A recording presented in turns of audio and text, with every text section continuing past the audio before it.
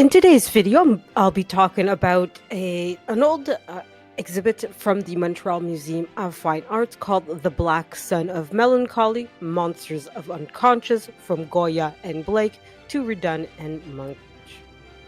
The museum's Graphic Arts Center becomes a theater of dark fantasies of the human subconscious with works by some of the 19th century's graphic artists. This exhibition brings together drawings and lithographs by 16 romantic artists who delved in the depths of their imaginations to evoke strong feelings in the beholder. From the stories of Mary Shelley, author of the 1818 novel Frankenstein, and Edgar Allan Poe, to the emergence of the latter 19th century of psychoanalysis, the human subconscious becomes a popular subject for artists of the era like William Blake, Rudolph Redun, Eugene Delacroix, James Ensor, Paul Gauguin, Francisco de Goya, Victor Hugo, Max Klinger, Hans Macart, John Martin, Charles Merion, Edward Munch, Odile Redun, Félicien Rops, James Tissot, and Félix Volaton, whose works are featured in this exhibition. Francisco de Goya brilliantly explored the dark aspects of human psyche, both in their political dimensions and in scathing commentaries on human nature. In prints from this series, Los Capricos, Los Desastres de la Guerra, and Los Proverbios or Disparates, of which the museum's complete series of the first editions is being exhibited for the first time. Also being presented are the complete series to Gustave Flaubert, The Temptations of Saint Anthony by Odilon Redon, as well as prints in the series Hommage to Goya, populated by strange, embryonic creatures of his imagination. The museum will unveil a new acquisition, The Abduction, Death, and the Maiden by Hans Macart, a fascinating drawing that reflects the Austrian artist's interest in the romantic themes associated with music by illustrations of the type of dance of death. So you'll have to pardon me for my lack of good Spanish pronunciation. Although I am trying to learn, I will butcher, unfortunately, quite a few of these names and towns in this particular description. I apologize in advance, and I will do my best. So this artifact is called Bobalicon by Francisco de Goya y Lucientes. Francisco de Goya was born in Todos, Spain in 1746. He passed away in Bordeaux, 1828. The title translates to The Big Simpleton. This etching is from the series Los Proverbios or Los Disparates. It was made between 1816 and 1823. It is a first edition, 1864. As I said, it is an etching and aquatate. It was purchased by the Horsley and Annie Townsend bequest. The inventory number is 1998.53.4. This particular artifact is called La Lealtad, Loyalty. It is also by Francisco de Goya y Lucientes.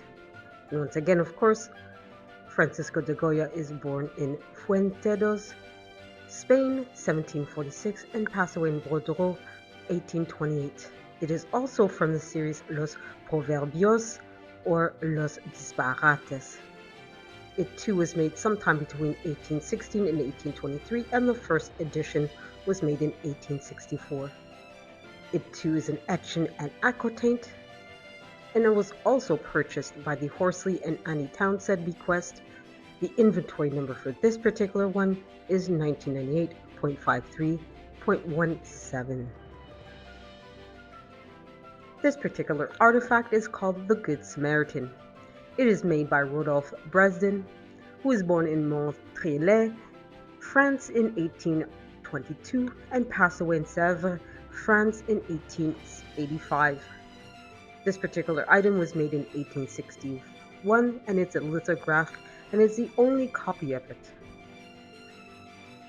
The entire sheet is 80.3 centimeters by 62.3 centimeters. The image itself is only 56.2, by 43.8 centimeters. It was purchased by the Wake Robin Fund in memory of Nello St. B. Harrison. The inventory number is 2007.263. Bresdin was a highly imaginative romantic artist who spent the majority of his life in obscurity and poverty. We know virtually nothing of his early artistic training, although he evidently studied the old masters, notably Dürer and the etchings of Rembrandt. Already in the 1840s, many of his prints are characterized by themes drawn from the life of Christ, using dense forest settings and the extraordinary detailing. The renowned print was a product of well over a year of preparation, beginning with sketches executed in Toulouse in 1860. Bresdin subsequently made a number of changes directly on the lithographic stone before moving to Paris in March of 1861, where he completed the work. The original title, Abd el-Qadar secourant un chrétien, alluded to a popular contemporary event, which Bresdin typically clothed in allegorical and biblical terms. Abd el-Qadar, who was born in 1808 and passed away in 1883, was an emir of Algeria who led his nation against the French occupation for 15 years, surrendering only in 1847. Imprisoned in France until 1852, he moved to Damascus after his release, where he devoted himself to religious studies and reflections. However, in 1860, conflict between Muslims and Christians in Syria resulted in massacres of Christians throughout the country. El-Qadar personally protected, with his followers, an estimated 25,000 Christians and 5,000 Jews in Damascus, including the French consul. It is Bresdin's transformation of the subjects and his use of diverse, unrelated sources that is so fascinating. The artist shows El-Qadar as an exotic non-Christian, saving a single Christian in the midst of a savage wilderness.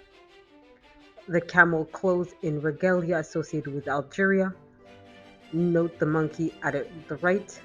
The imaginary city in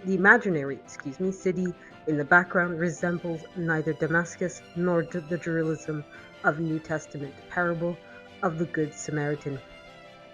Bresdin was himself a devout Christian, and the print reflects his faith and belief in a nobler society and exotic lands where such ideals were still imaginable.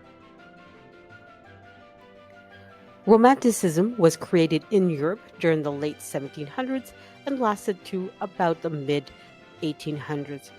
It is focused on the emotions of the artist and contests the industrialization of Europe. Essentially, this movement is counter-enlightenment.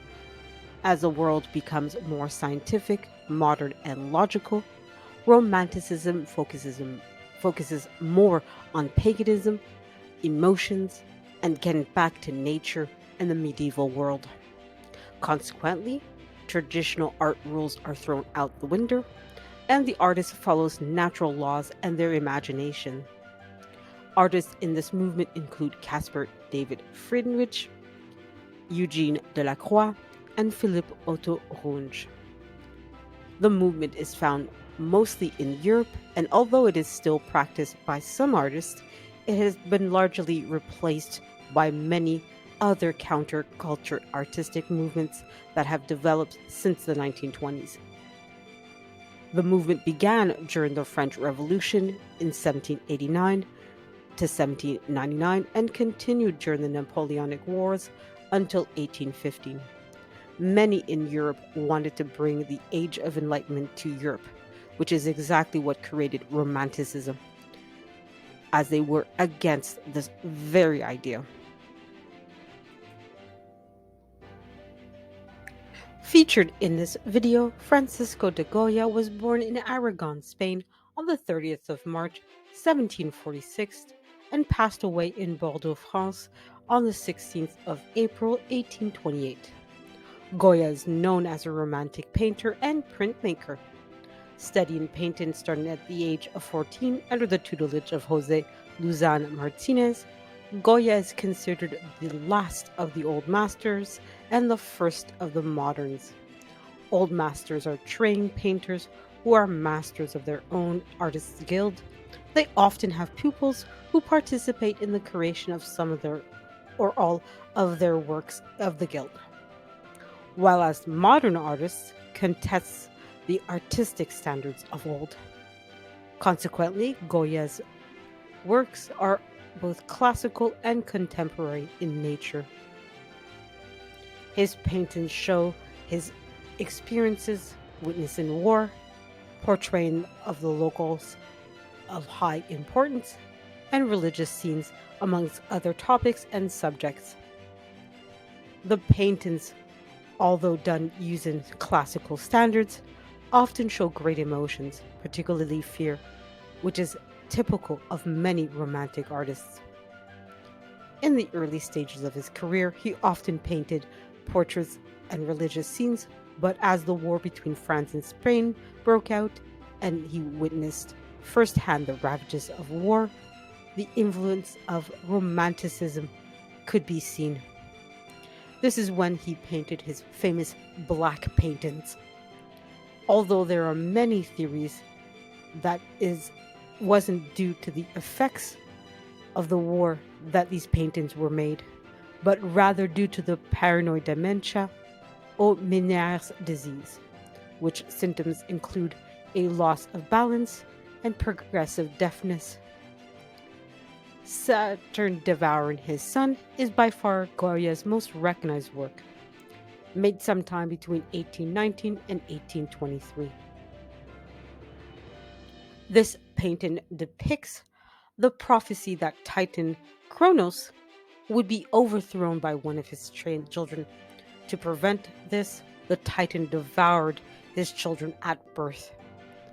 This is one of 6 paintings in the Black Painting series made at his Madrid home called Villa of the Deaf Man. As for Rodolphe Bresdin, born in Le Fresne-sur-Loire on the August 12, 1822, and passed away on the 11th of January 1885, he was an engraver and draftsman by career. His works are often detailed and extravagant. It is clear that bardic folklore influenced him in his art.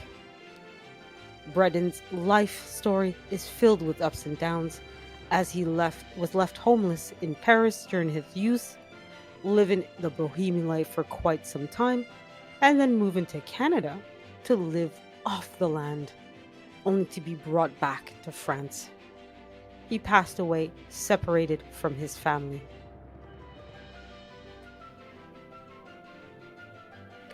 This particular exhibit was presented quite some time ago at the Montreal Museum of Fine Arts, but it was definitely enjoyable to see in person. The subject matter is definitely very different and unexpected, as many of the paintings depict themes or topics or subjects that are very difficult and not something that is often confronted in everyday life, right? You have the subconscious, you have death, you have fear, you have all these very dark topics that many of us tend to not want to confront or deal with or talk about, right? Um, and one of the key elements in the title of this exhibit is the subconscious, the that part of the brain that we know exists, but we kind of you can't deal with that. You can't touch the subconscious, right? It's part of our, the basic animalistic parts of us, right? So those instincts that happen. We know that our body is, our brain is telling our body, I should say, hey, you have to breathe, you have to do this, you have to do that, right? It's all these impulses, our instinct, right? That's just occurring, and that as much as we try to deal and handle, we really can to some degree. It's even at best, we're often only dealing with echoes of our subconscious, right? Jung obviously tried to deal with this topic by coming up with archetypes, right? Why is it that we as a species often have these same uh anxieties, these same topics that we deal with, right? That make us, very depressed or whatever the case might be, right? So he came up with all these ideas of there's certain things that socially, mentally are common between all peoples, right? It doesn't matter whether you're black, white, man, woman, straight, whatever, right? It doesn't matter. We're all dealing with certain things that are just there lying in our brains that motivate us as individuals and as a species to behave in a certain way. So I hope you found this video interesting. Let me know in the comments section what your thoughts are, or if you have another topic or artist or whatever the case might be that you would like to talk about or present. Please let me know. And obviously, don't forget to leave a like on the video or dislike. The engagement is engagement regardless. So I hope you guys have a great day and week.